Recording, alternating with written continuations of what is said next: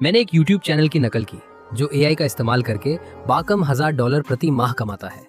लेकिन इंग्लिश में वीडियो बनाने के बजाय मैंने एक ऐसे देश को टारगेट किया जो मैं बोलता भी नहीं हूँ।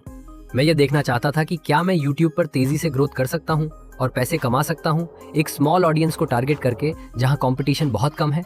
मैंने स्क्रिप्ट, राइड, वॉइस ओवर, यहाँ तक कि ट्रांसलेशन तक सब कुछ संभालने के लिए AI का इस्तेमाल किया। मैंने कुछ वीडियोस पोस्ट किए जिनमें से अधिकांश को 5000 से 10,000 के बीच व्यूज मिले। लेकिन फिर एक वीडियो बहुत पॉपुलर हुआ और वायरल हो गया। मैं आपको पूरा एनालिसिस दिखाऊंगा और 1 सेकंड में बताऊंगा कि मैंने कितना पैसा कमाया। लेकिन पहले मैं ये बताऊं कि ये एक्चुअली कैसे काम किया।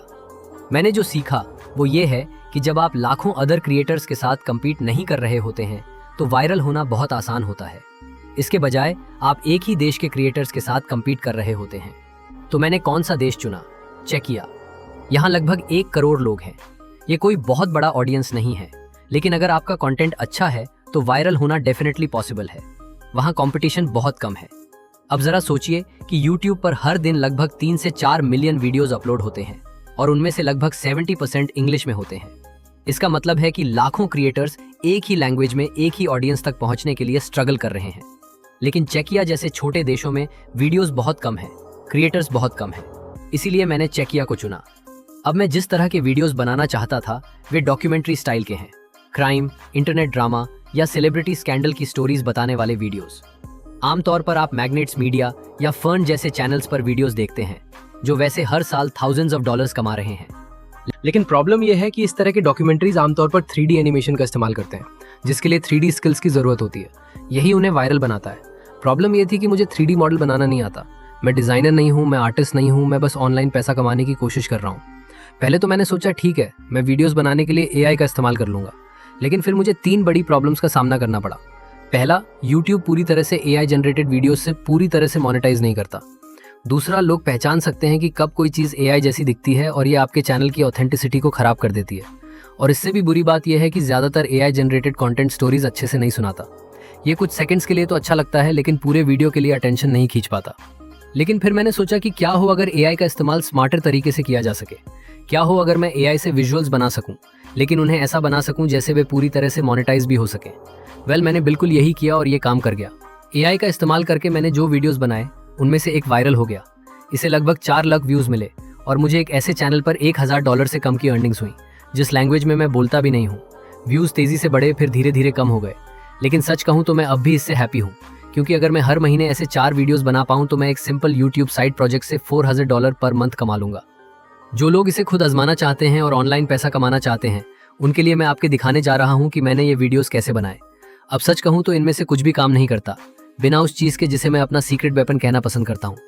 मैं ऐसे वीडियो आइडियाज बना पाता हूँ जो वायरल हो जाते हैं और पैसे कमाते हैं, क्योंकि मैं वायरल नामक एक AI टूल का इस्तेमाल करता हूँ।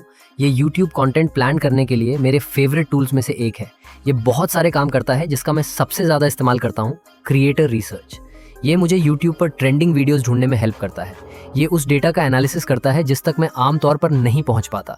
ये मुझे अनलिमिटेड वायरल वीडियो आइडियाज़ बनाने में हेल्प करता है और इसी वजह से मेरे पास वीडियो आइडियाज़ की कभी कमी नहीं होती। ये मुझे ये भी पता लगाने में हेल्प करता है कि कौन सा टाइटल सबसे ज़्यादा पसंद किया जाएगा, ताकि वीडियो बनाने से पहले ही मैक्सिमम क्लिक्स मिले। यहाँ बताया गया है कि मैं इसका इस्तेमाल कैसे करता हूँ। वायरल के डैशबोर्ड पर क्रिएटर रिसर्च में जाएं।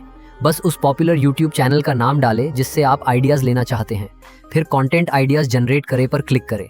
कुछ ही सेकंड्स में ये आपको वायरल वीडियोस के कई आइडियाज़ और टाइटल्स देता है जो पिछले कुछ वीक्स या मंथ्स में ट्रेंडिंग वीडियोस पर बेस्ड होते हैं। वहाँ से मैं बस एक शॉर्ट डिस्क्रिप्शन कॉपी हूँ जो ये देता है। मैं इसे चैट GPT में पेस्ट करता हूँ और बस मेरे पास एक पूरी वायरल स्क्रिप्ट तैयार हो जाती है। इतना ही नहीं, ये आपको आपके द्वारा सर्च किए गए चैनल के सबसे एंगेजिंग कीवर्ड्स भी दिखाता है, जिससे आपको अपने वीडियो के लिए ट्रेंडिंग टैग्स, टाइटल्स और डिस्क्रिप्शंस बनाने में हेल्प मिलती है। अब जब मुझे आइडिया मिल गया है तो वीडियो बनाने का टाइम आ गया है। विजुअल्स के लिए मैंने सिर्फ एक AI टूल लियोनार्डो का इस्तेमाल किया है। AI से सबसे पहले मैंने अपनी ज़रूरत की पिक्चर्स बनाने के लिए इसके इमेज जनरेटर का इस्तेमाल किया। फिर मैंने लियोनार्डो के वीडियो जनरेटर का इस्तेमाल करके उन पिक्चर्स को लाइव किया। मुझे बस एक मोशन प्रीसेट चुनना था, एक छोटा सा प्रॉम्प्ट लिखना था जिसमें मुझे बताना था कि मैं क्या चाहता हूँ और जनरेट बटन दबाना था। एक्चुअली तो रिजल्ट्स अमेजिंग थे, जैसा कि आप यहाँ स्क्रीन पर देख सकते हैं। लेकिन ये सिर्फ 1 या 2 सीन्स नहीं थे। मुझे पर्याप्त क्लिप्स बनाने के लिए इस प्रोसेस को 100 और बार दोहराना पड़ा, क्योंकि मैं अपने वीडियो के लिए अच्छी मेमोरी चाहता था। लेकिन एडिटिंग के दौरान मुझे एक बड़ी प्रॉब्लम का सामना करना पड़ा। मुझे चेक लैंग्वेज बिल्कुल नहीं आती, तो मैं उस लैंग्वेज में वीडियो कैसे बना सकता था जो मुझे समझ में नहीं आती। मैंने ये किया, सबसे पहले मैंने इंग्लिश में एक स्क्रिप्ट लिखने के लिए चैट जीपीटी का इस्तेमाल किया।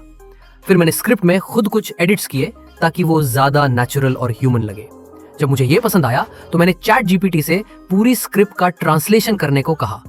स्क्रिप्ट को चेक में डाला, बस स्क्रिप्ट सिर्फ 1 आवर में रेडी हो गई। लेकिन फिर मुझे एक और प्रॉब्लम का सामना करना पड़ा। मैं अभी भी चेक, रीड या स्पीक नहीं पा रहा था, तो मैं वीडियो कैसे नरेट करूं? ये एक्चुअली बहुत आसान है। मैंने चेक स्क्रिप्ट को ऑडियो में बदलने के लिए AI टेक्स्ट टू स्पीच का इस्तेमाल किया।